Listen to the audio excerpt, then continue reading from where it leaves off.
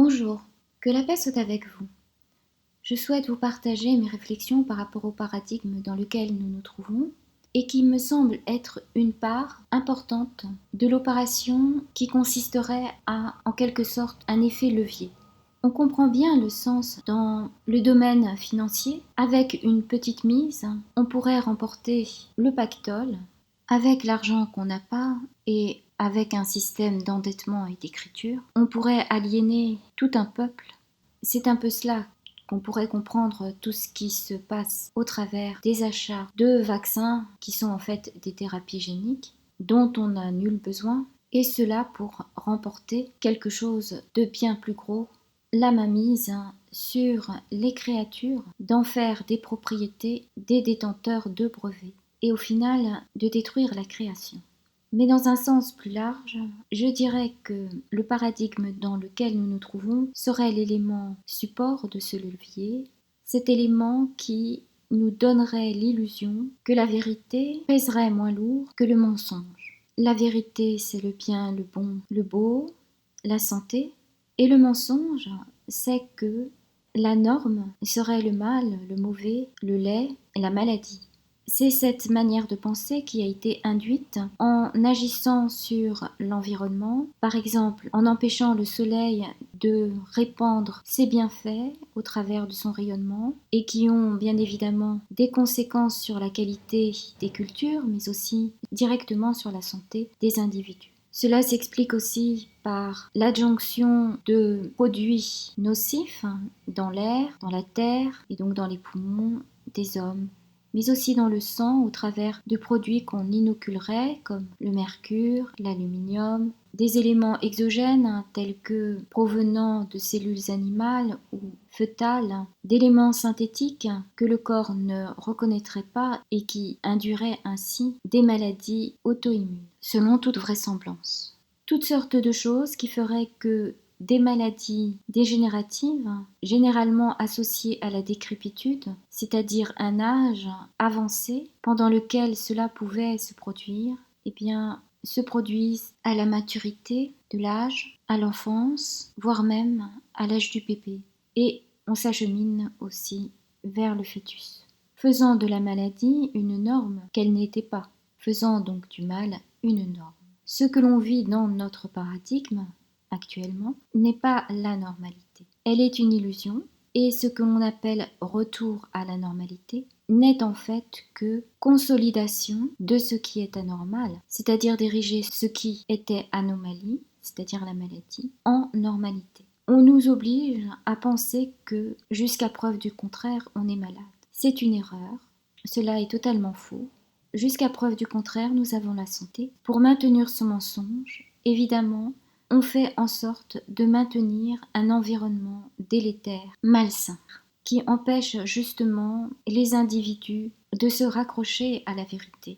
Et la vérité est le bien, je peux vous l'assurer. La vérité est le beau, c'est la réalité en vérité qu'ont peint les peintres réalistes. Je vous ai montré dans un précédent audio l'Angélus de Jean-François Millet parce que lorsque j'étais enfant, il y avait au-dessus du canapé une copie de ce tableau que j'ai surtout apprécié enfant, car c'est enfant qu'on apprécie ce genre de belles choses. Bizarrement, en grandissant, on s'éloigne de cette capacité à s'émerveiller devant le beau. Aujourd'hui, le ciel qui a été peint par Jean-François Millet paraît surréaliste, alors qu'à l'époque, cela reflétait totalement la réalité.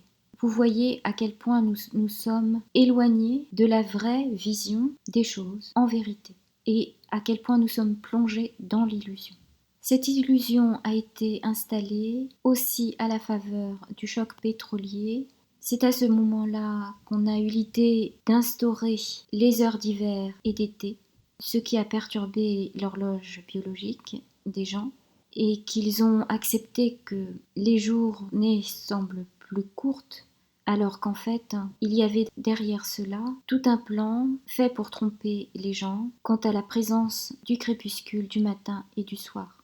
En effet, et cela m'a beaucoup perturbée, on allumait les lampadaires dès le lever du crépuscule, si bien qu'on ne pouvait plus en apprécier la lumière qui était magnifique, et ça m'a perturbée beaucoup, je m'en souviens bien. Cela pour qu'on s'habitue, pour qu'on oublie d'apprécier la vraie lumière, et surtout pour qu'on ne se rende pas compte que le crépuscule a entre-temps disparu. Et cela à l'époque était tout à fait incompréhensible puisque nous en étions à passer des publicités pour faire des économies d'énergie, et cet allumage des lampadaires à un moment de la journée où il faisait totalement clair encore semblait être une gabegie terrible. Maintenant, le soleil se lève dans la nuit et non plus dans le jour, ce qui est une aberration en soi. Et ce qui se passe aujourd'hui, me semble-t-il, avec les chemtrails, c'est qu'on chercherait à camoufler l'avancée des ténèbres. En effet, sur Paris, à 20h30, j'ai trouvé le ciel blanchâtre dans sa totalité, de la même manière qu'il l'était en fin d'après-midi, c'est-à-dire que dans la nuit où à Paris tous les lampadaires restent allumés, le ciel est identique à celui en fin d'après-midi et à celui en début de journée. Ce n'est que plus tard, et il faudrait que je note les heures, qu'on voit enfin le ciel bleu, ce qui prouverait qu'il y a encore du jour, bien que la luminosité soit très amoindrie. Peut-être que les ténèbres ne sont pas assez épaisses, bien que présentes. C'est pourquoi je pense que si nous sommes dans les ténèbres, ce n'est pas en totalité, elles restent encore peu épaisses au milieu de la journée, et qu'on nous habitue à avoir un ciel blanc pour qu'à un moment donné, lorsque les ténèbres se seront suffisamment épaissies, nous nous habituions à ne plus voir le ciel bleu, à le voir blanc, à voir ce dôme artificiel qu'on est en train de tendre au-dessus de nos têtes. C'est un processus lent, mais qui me rappelle tant ce processus qui a été mis en place dans les années 1980, qu'il me semble que ce serait la raison pour laquelle on nous empêche d'aller dans les parcs ou au bord de la mer, afin justement de ne pas noter cette progression. Ce qui est dit à propos des vibrations, etc., tend à donner l'illusion aux hommes qu'ils peuvent par eux-mêmes vaincre le mal en s'unissant. Mais rappelons-le, si les hommes s'unissent pour se glorifier, ils ne font que servir Satan. C'est pourquoi il me semble que toute cette nouvelle croyance autour des vibrations ne ferait que servir justement ce plan qui est d'amoindrir la foi des hommes, de détourner les hommes de Dieu tout simplement, qui est la vérité, qui est le bien, et dont on trouve le témoignage dans la moindre des petites créatures. Cela pour dire qu'on essaye de nous faire taire, mais pour que la lumière soit, il faut que la vérité soit proclamée. Et c'est par cette vérité et par cette lumière que justement le mensonge lié à cette adoration de la maladie, de ce qu'on veut en faire en tant que normalité de l'homme, conduisent à l'adoration d'une créature parmi tant d'autres qui a voulu s'ériger au-dessus de tout et qui est Lucifer, qui a refusé de servir Dieu. Donc un élément de la création chercherait à provoquer un effet levier et remporter le pactole, faire croire qu'il est la norme, dont tout ce qui dérogerait serait anecdotique et que la vérité serait l'inverse.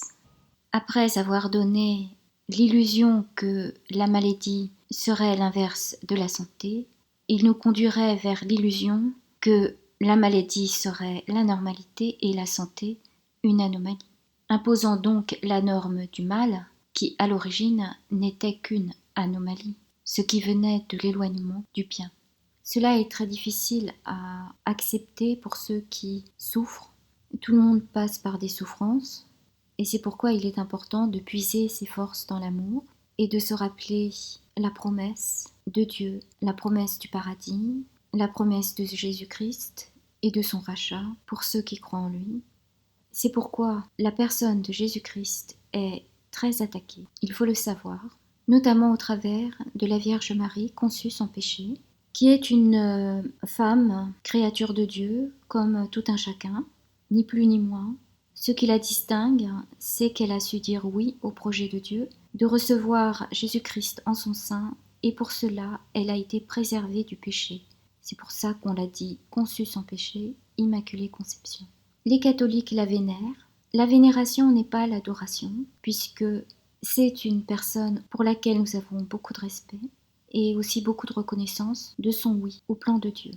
S'il y a des miracles par l'intercession de la Vierge Marie conçue sans péché, ces miracles sont de Dieu et ne peuvent être réalisés que dans la douceur et l'amour. Très peu ont été reconnus parce qu'il faut savoir qu'il y a des entités qui se font passer pour la Vierge Marie conçue sans péché. Quand bien même elle serait vierge, elle ne serait pas conçue sans péché, elle ne serait que contrefaçon ou je ne sais quoi encore. Et j'ai bien peur que ce qui se passe à Medjugorje en fasse partie.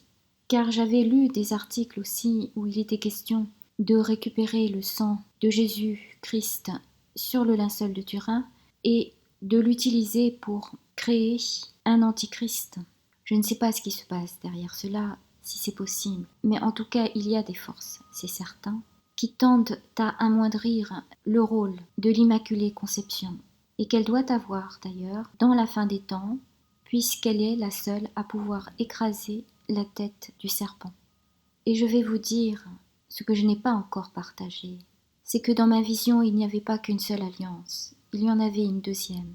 Sur la première il était écrit roi de France, et sur la seconde, je l'ai su quelques mois plus tard, il était écrit Jésus, cœur de Marie. En cela, me semble-t-il, Jésus tout entier est dans le cœur de Marie, et le cœur de Marie bat dans le cœur du roi de France.